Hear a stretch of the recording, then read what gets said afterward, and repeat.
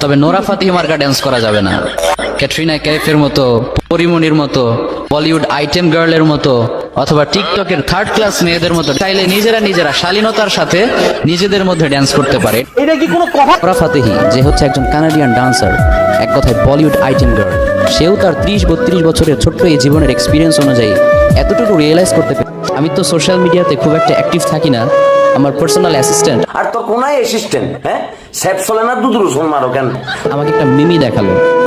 দুষ্টু কোকিল গানে মিমি চক্রবর্তীর নাকি একটা এক্সট্রিম লেভেলের নুড সিন আছে, আর সোশ্যাল মিডিয়ায় সেটা অত্যন্ত কন্ট্রোভার্সিয়াল ইস্যুতে পরিণত হয়েছে।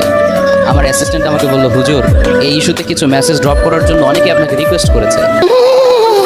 তো অ্যাকচুয়ালি টু বি অনেস্ট, আমি কিন্তু খুবই ব্যস্ত মানুষ, এজন্য ইচ্ছা থাকা সত্ত্বেও সব ইস্যুতে ইন্টারাপ্ট করার স্কোপ আমার হাতে থাকে না।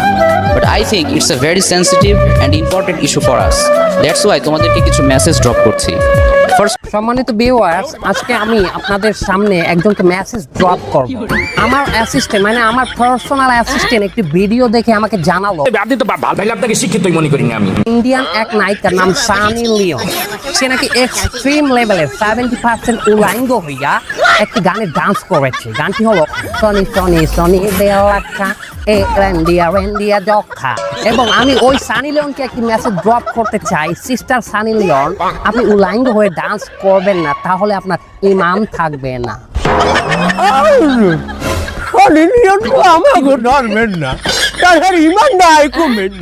আমার ভুল হচ্ছে, ক্ষমা করে দেন।